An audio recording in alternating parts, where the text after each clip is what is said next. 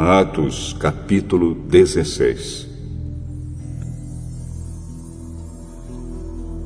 Paulo chegou às cidades de Derbe e Listra. Em Listra morava um cristão chamado Timóteo. A mãe dele, uma cristã, era da raça dos judeus, mas o pai dele não era judeu. Todos os irmãos que moravam em Listra e Icônio falavam bem de Timóteo. Paulo quis levá-lo consigo e por isso o circuncidou, pois todos os judeus que moravam naqueles lugares sabiam que o pai de Timóteo não era judeu. Nas cidades por onde passavam, eles diziam aos cristãos quais as decisões que tinham sido tomadas pelos apóstolos e pelos presbíteros da igreja de Jerusalém e aconselhavam que eles obedecessem a essas decisões. Assim as igrejas ficavam mais fortes na fé e o número de cristãos aumentava cada dia mais. Como o Espírito Santo não deixou que anunciassem a palavra na província da Ásia, eles atravessaram a região da Frígia Galácia.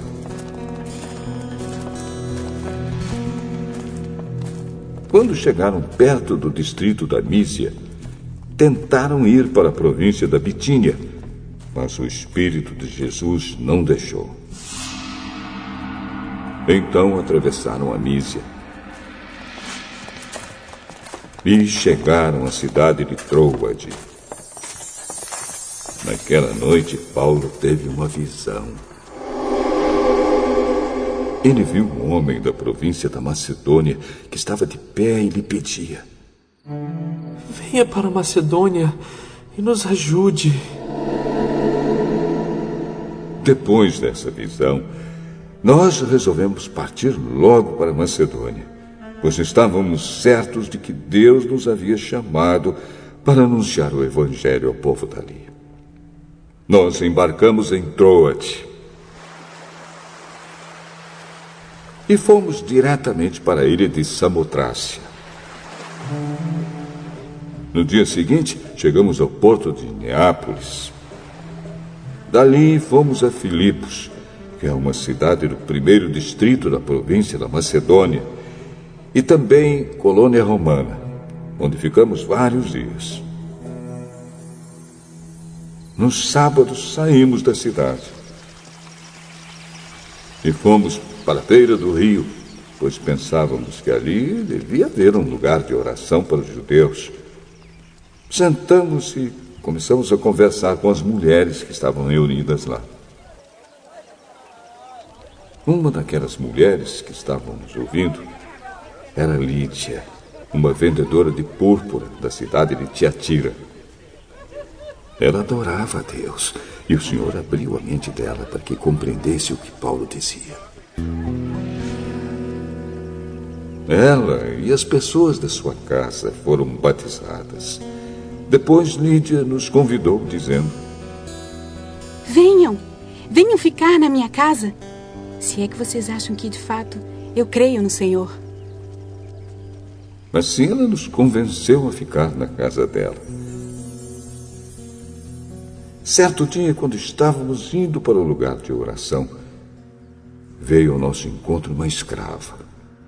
Essa moça estava dominada por um espírito mau que adivinhava o futuro, e os seus donos ganhavam muito dinheiro com as adivinhações que ela fazia.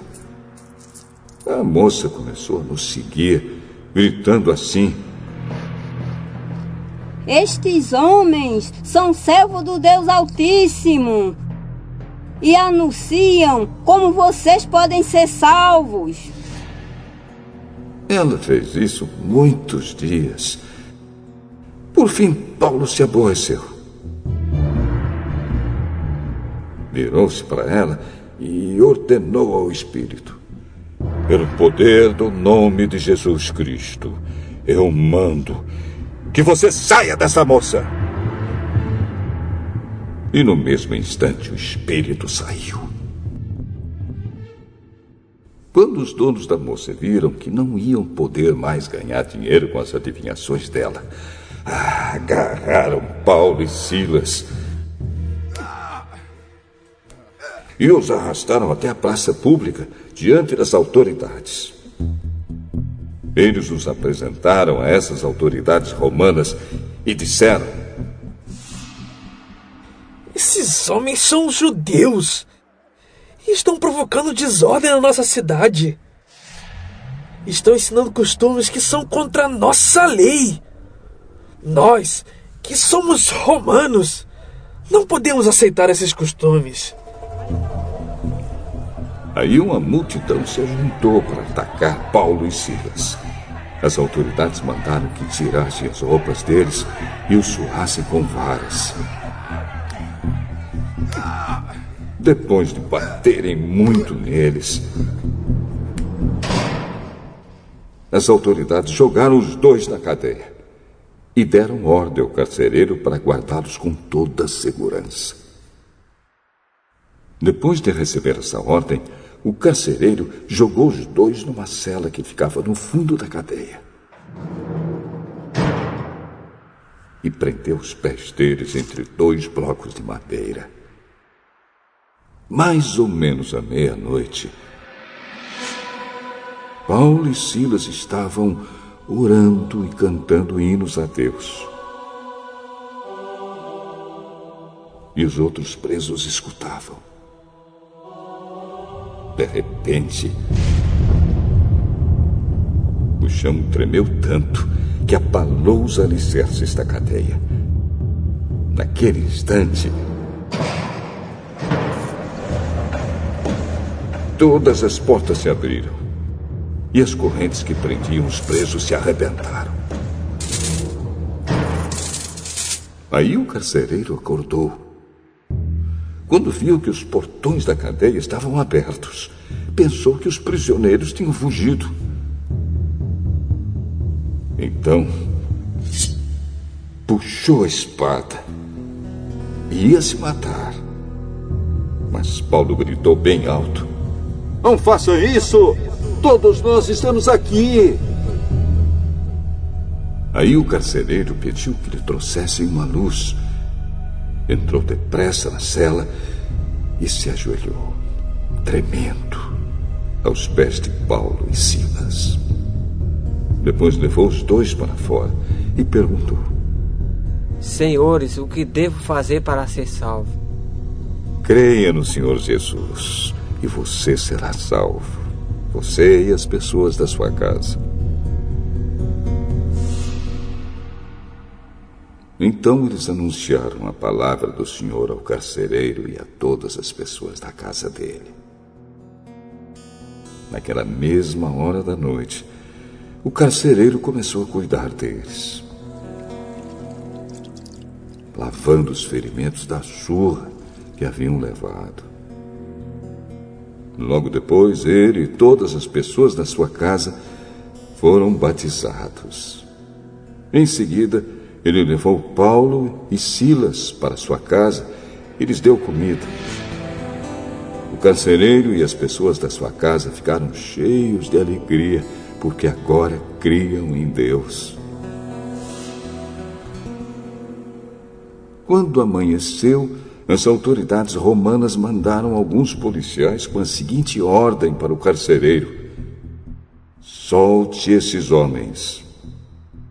Então o carcereiro disse a Paulo: as autoridades mandaram soltá-lo. Pode ir embora em paz. Mas Paulo disse aos policiais: eu e Silas somos cidadãos romanos.